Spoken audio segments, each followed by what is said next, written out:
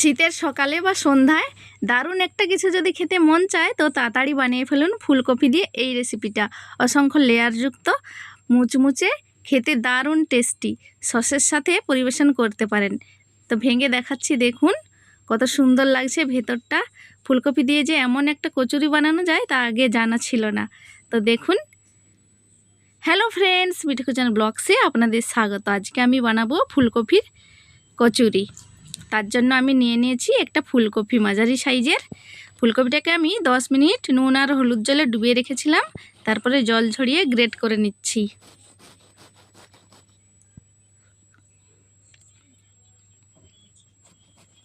ফুলকপিটা গ্রেট করা হয়ে গেছে। এবার নিয়ে নিয়েছি সেদ্ধ আলু, কুচি করা পেঁয়াজ, আদা রসুন গ্রেট করা। আলুটাকে গ্রেট করে নিচ্ছি।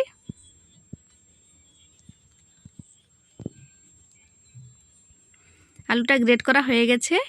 সাথে নিয়ে নিচ্ছি ধনেপাতা কুচি, কাঁচা লঙ্কা কুচি, যে যেমন ঝাল খায় সেই রকমভাবে, আর আধখানা পাতিলেবু নিয়ে নিয়েছি। এইবার আমি একটা কড়াই বসিয়ে গোটা লঙ্কা, গোটা জিরে, গোটা ধনে, গোটা এলাচ,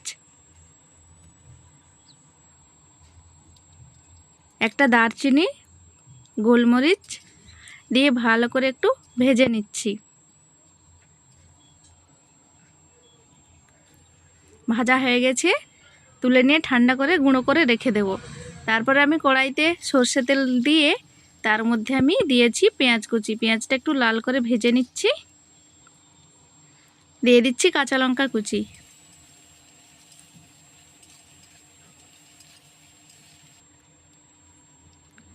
আদা রসুনটা গ্রেট করা দিয়ে দিলাম, দিয়ে একটু ভালো করে ভেজে নিচ্ছি।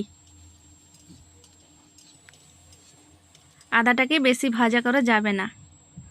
এরপরে দিয়ে দিচ্ছি গ্রেট করা ফুলকপি। ফুলকপিটা দিয়ে একটু নেড়ে চেড়ে ভেজে নিচ্ছি। দিয়ে দিলাম হলুদ গুঁড়ো, লঙ্কা গুঁড়ো, দিয়ে ভালো করে মিক্স করে নিচ্ছি।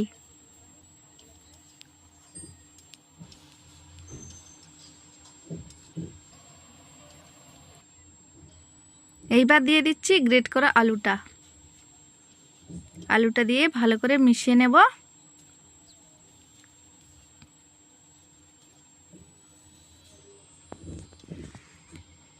এবার দিয়ে দিচ্ছি ধনেপাতা কুচি। ধনেপাতা কুচিটা দিয়ে ভালোভাবে মিক্স করে নেব। দিয়ে দিচ্ছি স্বাদ মতো নুন,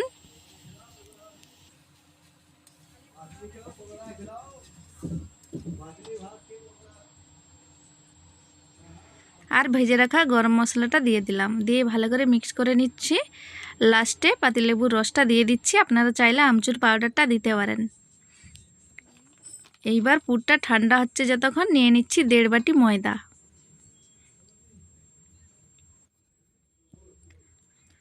স্বাদ মতো নুন দিয়ে দিলাম।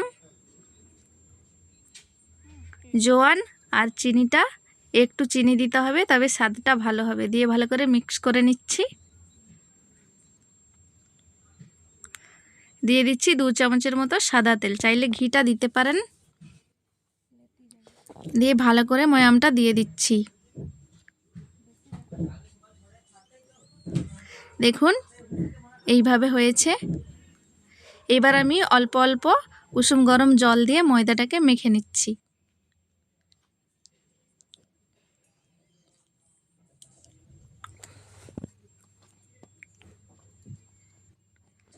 বেশি নরম করে মাখানো যাবে না।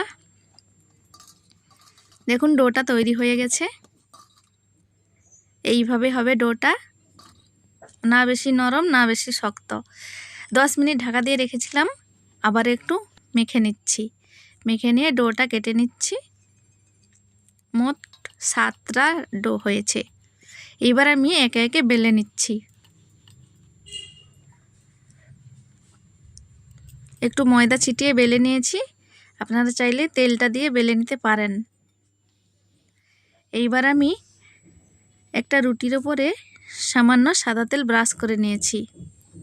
এবার ময়দাটাকে একটু ছিটিয়ে নিচ্ছি। আর একটা রুটি দিয়ে দিচ্ছি। এভাবে সেম প্রসেসগুলো করে নিচ্ছি।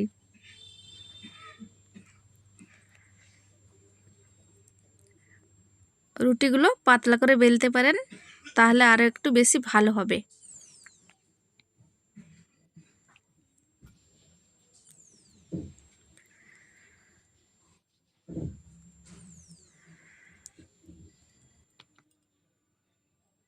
তো এইভাবে আমি সবগুলো জয়েন করে নিয়েছি।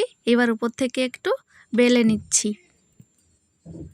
বেশি চাপ দিয়ে বেলা যাবে না। এবার আমি পিছন সাইডটা উল্টে একটু তেল আর ময়দা ছিটিয়ে দিচ্ছি। এবার দেখুন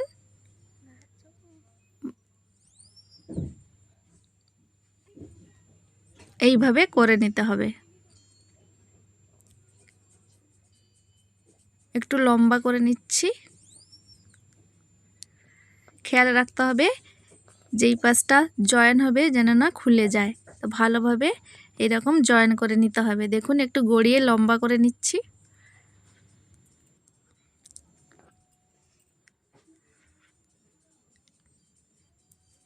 এইবার আমি একটা ছুরির সাহায্যে কেটে নিচ্ছি।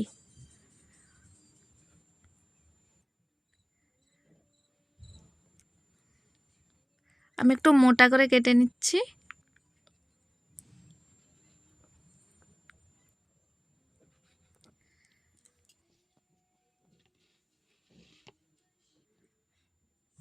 দেখুন অনেকগুলো লেয়ার হয়েছে। এইবার আমি হাতের সাহায্যে একটা বাটি তৈরি করে নিচ্ছি।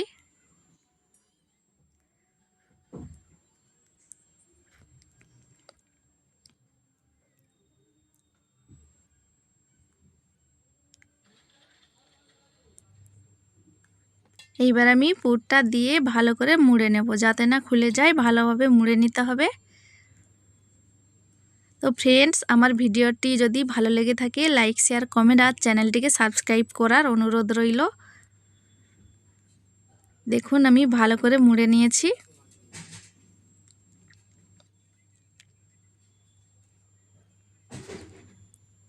তো এদিকে আমার একটা কচুরি তৈরি হয়ে গেছে। সেম প্রসেসে সবগুলো বানিয়ে নিচ্ছি। সবগুলো তৈরি হয়ে গেছে। এইবার আমি কড়াইতে সাদা তেল গরম করব। বেশি তেলটা গরম করা যাবে না। এইরকম মাঝারি গরমে কচুরিগুলো ভেজে নিতে হবে।